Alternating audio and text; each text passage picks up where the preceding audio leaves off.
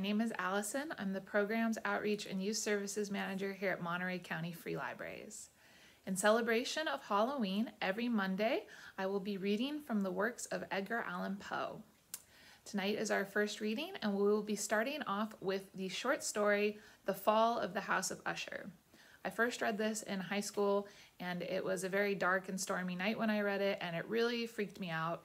It kind of reminds me, it has similar vibes to the movie Crimson Peak. So if you like that movie, I hope that you will enjoy this story. And if you enjoy this story and haven't watched the movie, I would suggest you check it out.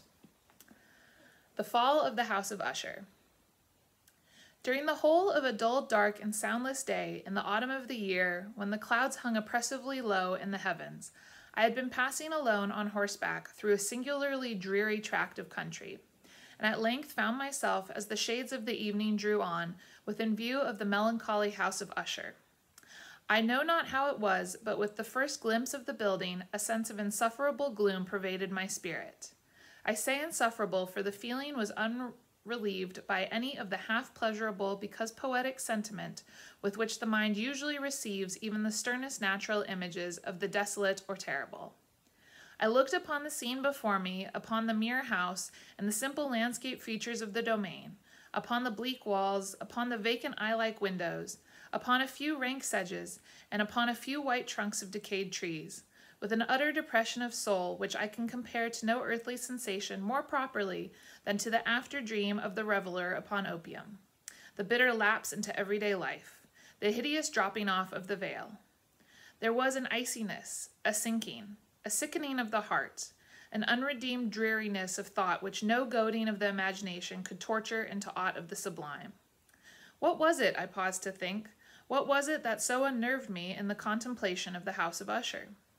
It was a mystery all insoluble, nor could I grapple with the shadowy fancies that crowded upon me as I pondered. I was forced to fall back upon the unsatisfactory conclusion that while beyond doubt there are combinations of very simple natural objects which have the power of thus affecting us, still the analysis of this power lies among considerations beyond our depth. It was possible, I reflected, that a mere different arrangement of the particulars of the scene, of the details of the picture, would be sufficient to modify or perhaps to annihilate its capacity for sorrowful impression. And acting upon this idea, I reined my horse to the precipitous brink of the black and lurid tarn that lay in unruffled luster by the dwelling, and gazed down, but with a shudder even more thrilling than before, upon the remodeled and inverted images of the gray sedge and the ghastly tree stems and the vacant and eye-like windows. Nevertheless, in this mansion of gloom, I now proposed to myself a sojourn of some weeks. Its proprietor, Roderick Usher, had been one of my boon companions in boyhood, but many years had elapsed since our last meeting. A letter, however, had lately reached me in a distant part of the country, a letter from him, which in its wildly importunate nature had admitted of no other than a personal reply. The MS gave evidence of nervous agitation. The writer spoke of acute bodily illness, of a mental disorder which oppressed him, and of an earnest desire to see me as his best and indeed his only personal friend, with a view of attempting by the cheerfulness of my society some alleviation of his malady. It was the manner in which all this and much more was said, it was the apparent heart that went with his request, which allowed me no room for hesitation, and I accordingly obeyed forthwith what I still considered a very singular summons. Although as boys we had been even intimate associates, yet I really knew little of my friend. His reserve had been always excessive and habitual. I was aware, however, that his ancient family had been noted time out of mind for a peculiar sensibility of temperament, displaying itself through long ages in many works of exalted art and manifested of late in repeated deeds of munificent yet unobtrusive charity, as well as in a passionate devotion to the intricacies perhaps even more than to the orthodox and easily recognizable beauties of musical science. I had learned, too, the very remarkable fact that the stem of the Usher race, all time honored as it was, had put forth at no period any enduring branch. In other words, that the entire family lay in the direct line of descent, and had always, with very trifling and very temporary variation, so lain. It was this deficiency I considered while running over in thought the perfect keeping of the character of the premises with the accredited character of the people, and while speculating upon the possible influence which the one, in the long lapse of centuries, might have exercised upon the other. It was this deficiency, perhaps, of collateral issue, and the consequent undeviating transmission from sire to son of the patrimony with the name, which had at length so identified the two as to merge the original title of the estate in the quaint and equivocal appellation of the House of Usher, an appellation which seemed to include, in the minds of the peasantry who used it, both the family and the family mansion. I have said that the sole effect of my somewhat childish experiment, that of looking down within the tarn, had been to deepen the first singular impression. There can be no doubt that the consciousness of the rapid increase of my superstition, for why should I not so term it, served mainly to accelerate the increase itself. Such I have long known is the paradoxical law of all sentiments having terror as a basis. And it might have been for this reason only that when I again uplifted my eyes to the house itself, from its image in the pool there grew in my mind a strange fancy. A fancy so ridiculous indeed that I but mention it to show the vivid force of the sensations which oppressed me. I had so worked upon my imagination as really to believe that the whole mansion and domain there hung an atmosphere peculiar to themselves and their immediate vicinity, an atmosphere which had no affinity with the air of heaven, but which had reeked up from the decayed trees and the gray wall and the silent tarn, a pestilent and mystic vapor, dull, sluggish, faintly discernible, and leaden-hued. Shaking off from my spirit what must have been a dream, I scanned more narrowly the real aspect of the building.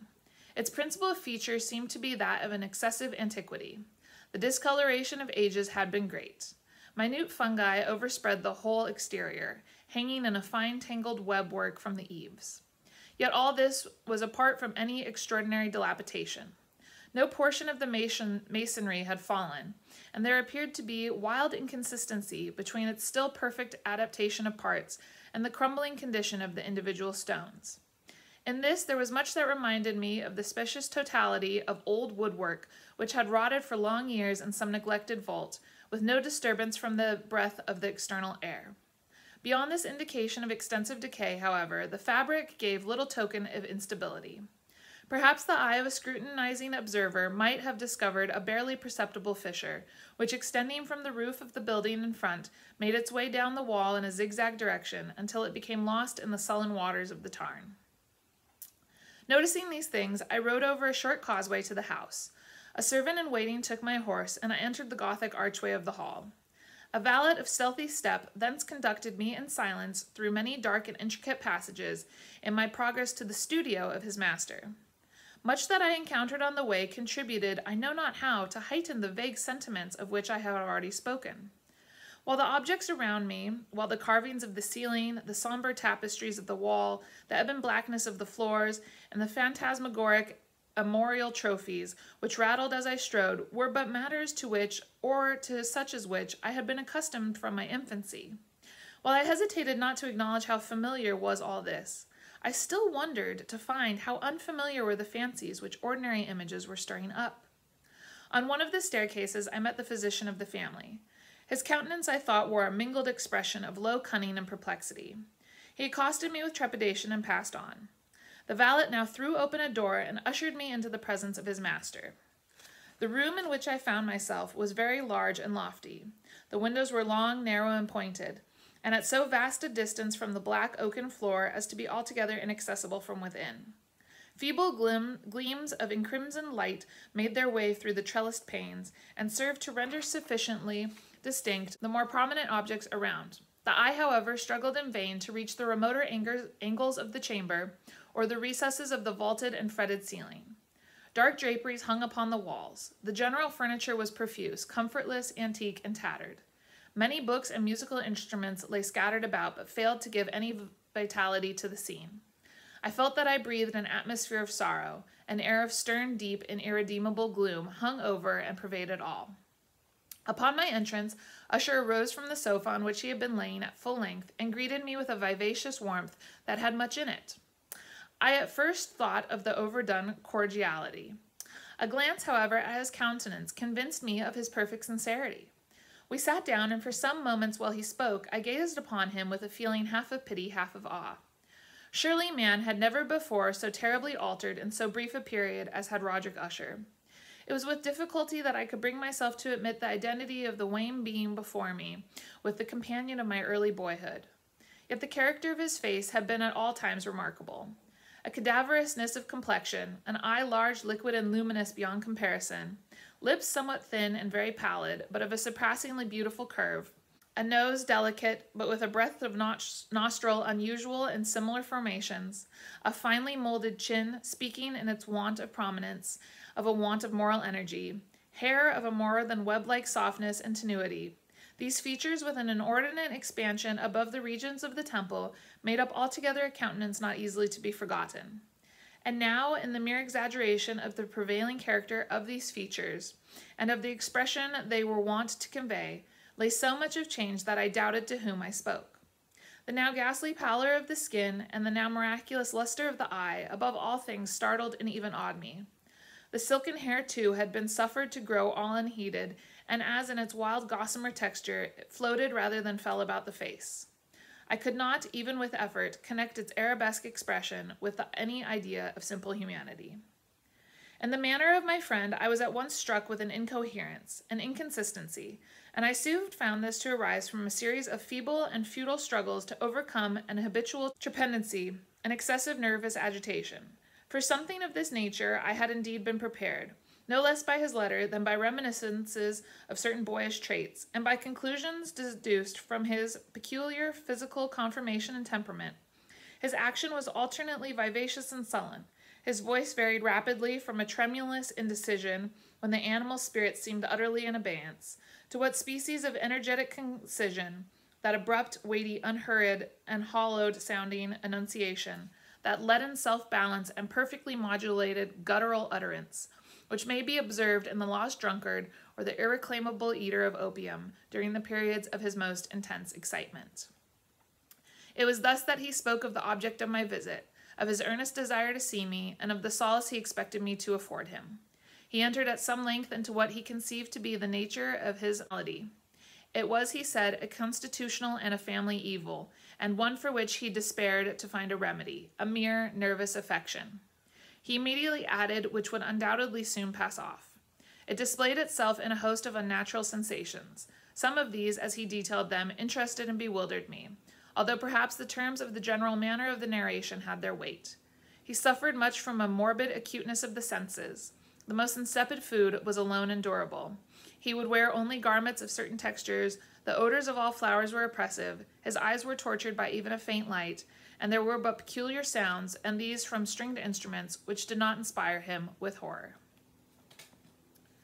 And that's the end for today's reading of The Fall of the House of Usher. Please join me next Monday evening for a continuation of this story.